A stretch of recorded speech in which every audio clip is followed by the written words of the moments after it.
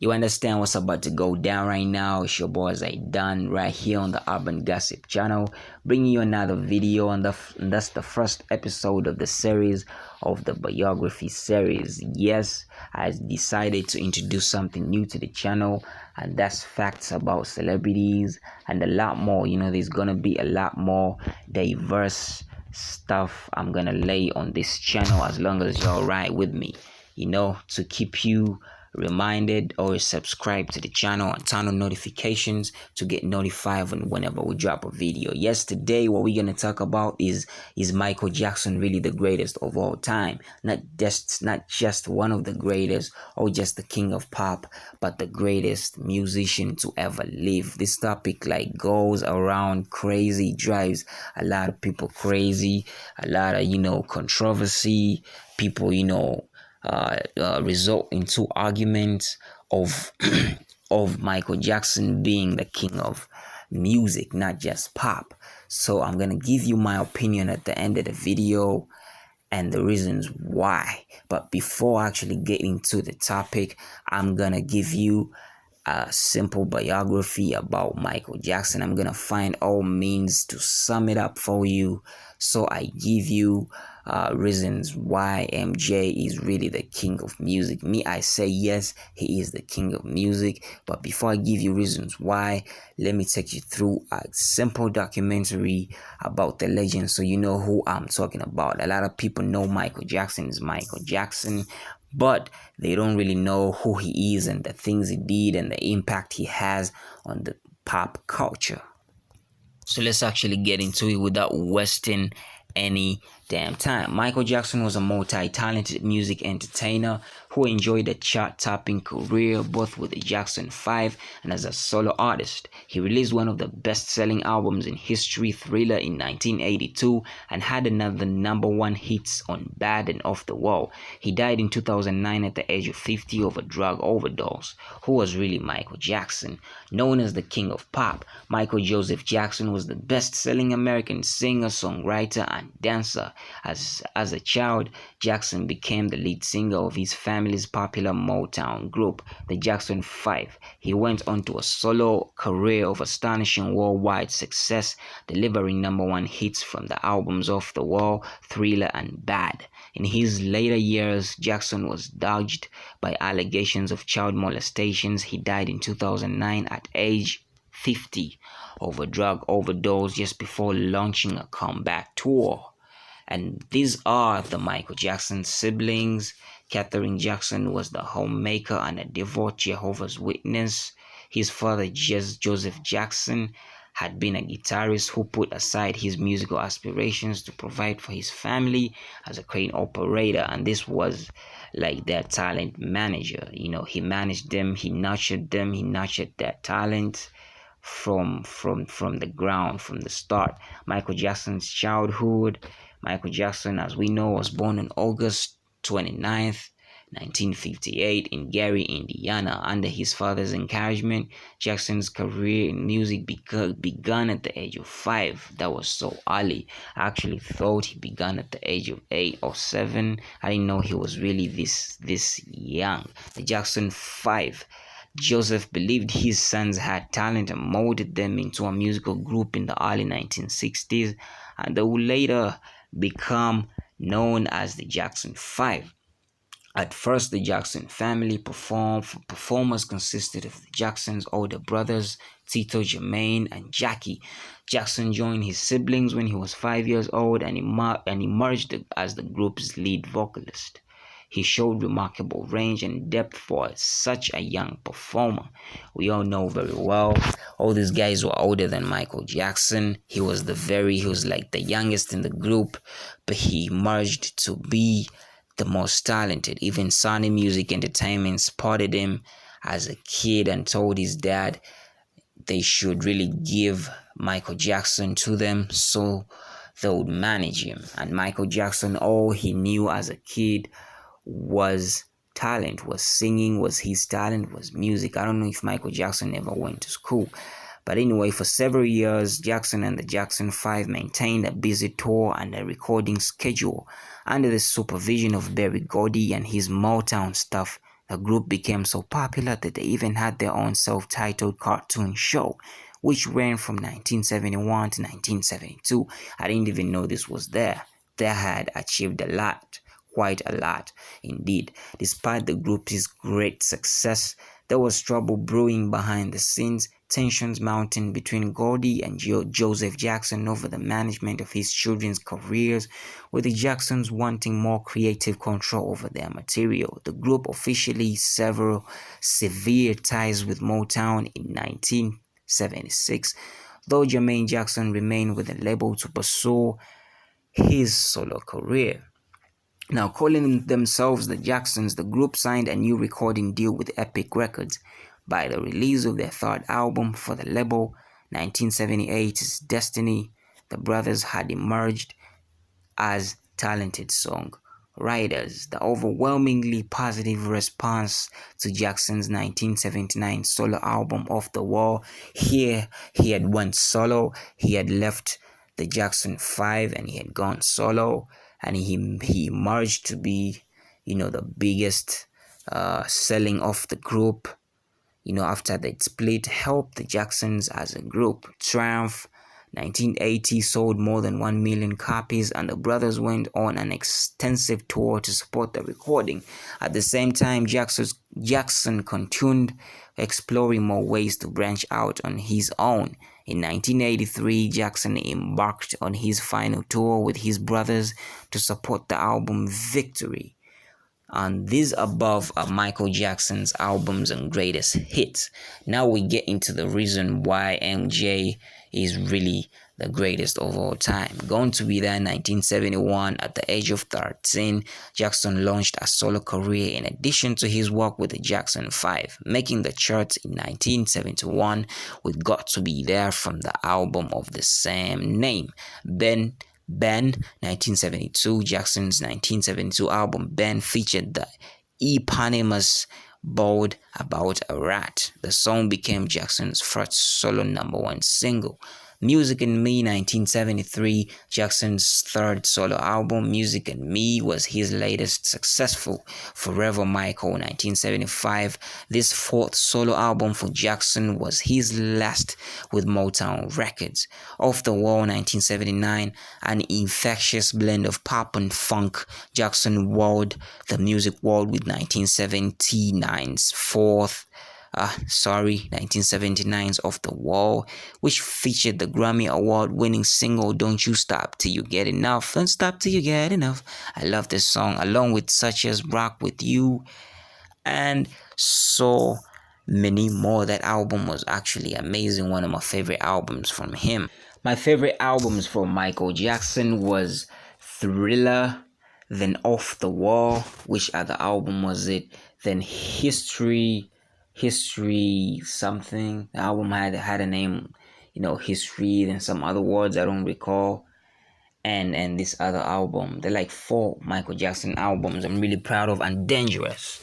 Those are like my 4 favorite albums from Michael Jackson. They never get off me. I always listen to those albums and I will listen to them forever. So here we come with Thriller, which is the best-selling album in history, generating 7 top 10 hits.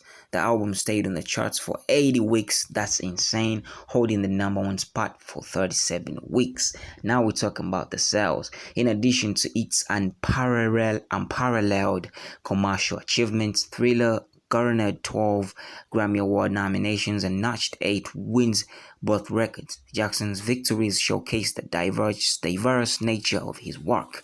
For his songwriting talent, he earned a Grammy, both Best Rhythm and Blues Song for Billie Jean. He also earned a Grammy Best Rhythm and Blues Song for Billie Jean. Sorry for the repetition. He was also honored for the singles Thriller, Best Pop Vocal Performance Male, and Beat It, Best Rock Vocal Performance Male. With co-producer Quincy Jones, Jackson shared the award for Album of the Year. Paul McCartney also teamed up with Jackson for 1982 duet The Girl Is Mine, which nearly reached the top of the charts. Jackson filmed an elaborate music video for the album's title track.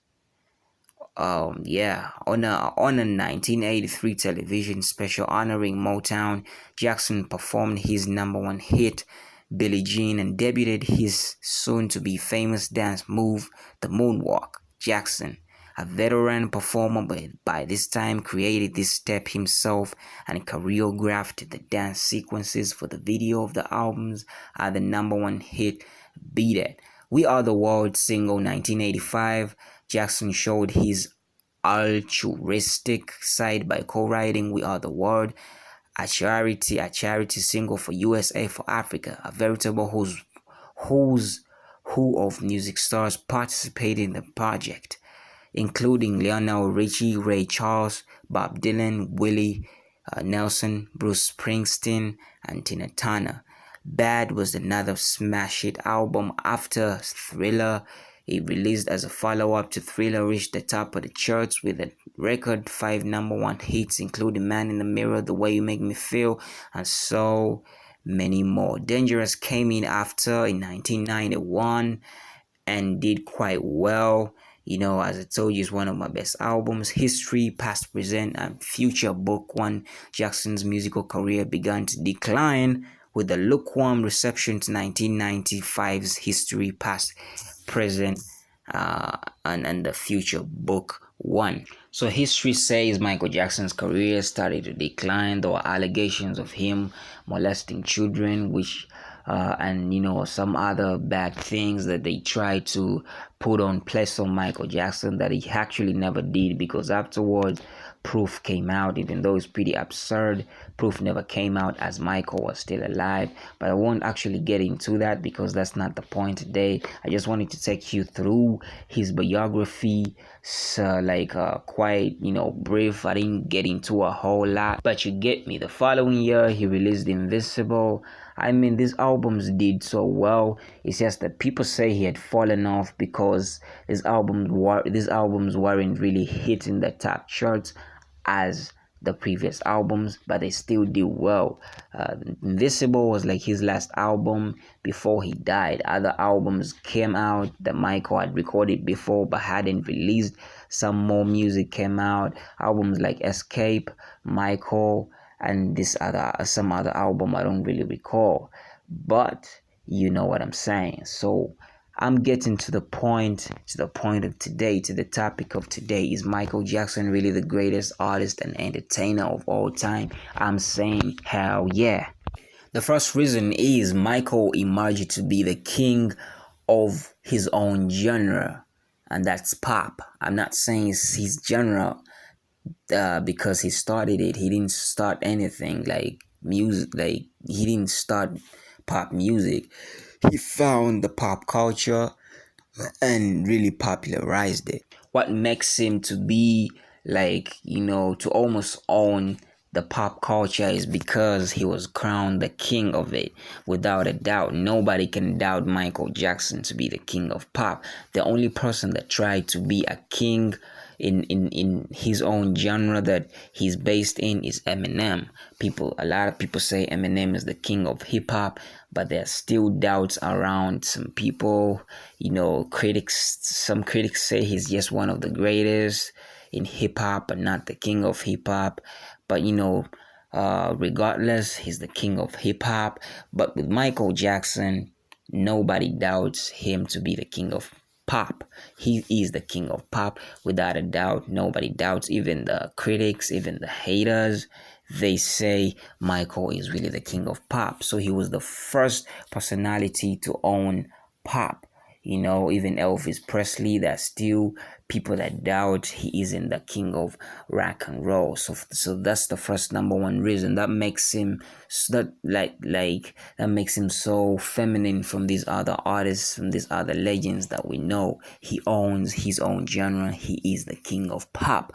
And the other reason is nobody sold like Michael did. He has the best-selling album in history. Who can match that? The best-selling album in history. And nobody ever performed.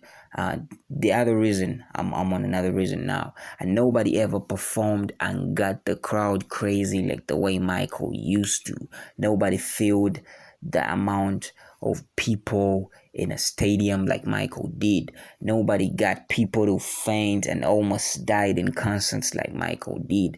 A lot of people in the pop culture today were mentored by Michael Jackson, were inspired by Michael Jackson, inclusive Justin Bieber and so many more, Chris Brown, Usher, all these great names. Nobody has inspired people to become so huge like them, and they're inspired by just one person, and that's Michael Jackson. So three major things that makes him so feminine from these other artists. And the other thing, breakdance. That's the fourth reason. Breakdance was already there, but he popularized it. Nobody really knew about breakdance that much in the mainstream, but when Michael Jackson did it so well, he popularized it. He made breakdance popular. That's insane. Breakdance is like an element of hip hop. Michael still had some element of hip hop in his music. You could hear how fast his songs would go. I mean, the beats, the way they rocked, they're kind of hip hop. Listen to Billie Jean. Billie Jean is a beat of hip hop, and so many more. I won't really get into that, So that's another major reason. That's the fifth reason, and the last reason is he became the most successful and richest artist of all time to ever exist, and to have a lot of impact when he's dead till now than any other artist. All those things are mentioned. Know all those six major things if you've been listening so well. If you haven't, you can rewind it and listen from where I've started, from the first reason to him being the king of pop to the last, of him having a lot of impact on people. Till now, his music still sells while he's dead and makes almost the most money. That's insane. Nobody has matched that. And I'm not saying he's the most talented person in the whole world, but what I'm saying, as an artist, as entertainment, as an entertainer, he's the greatest entertainer to have ever lived. He's the greatest artist of all time. I don't doubt that. If you actually don't agree with me, you can tell me why in the comment section. You can raise your points in the comment section below. If you don't really agree with me saying Michael Jackson is the greatest, artist and entertainer of all time. Anyways, that was it for today. I'm gonna catch you guys on another one. Thanks for tuning in. If you've actually watched it to this point, I like that. Give this video a thumbs up, subscribe to the channel, turn on notifications. That was the king of pop, born 1958. He died 2009. You can count the age that he died at. He died 50 years of age and left two to three kids, if I haven't forgotten. And by the way, he got married to Melissa Presley, if I'm saying the name right, a daughter to Elvis Presley, in the mid-90s. A lot of people thought this was, a stunt, a public stunt to get him back from the allegations, to clean up his image and all that. A lot of controversy there, and they divorced in 1996. And we all know Elvis Presley was a very big name. Till date, he's like top 5 greatest of all time. Anyways, that was it. Tell me what I've missed out. Tell me your opinions. Drop them in the comment section below. You know what it is, man. Zaidan, let's get it. You understand?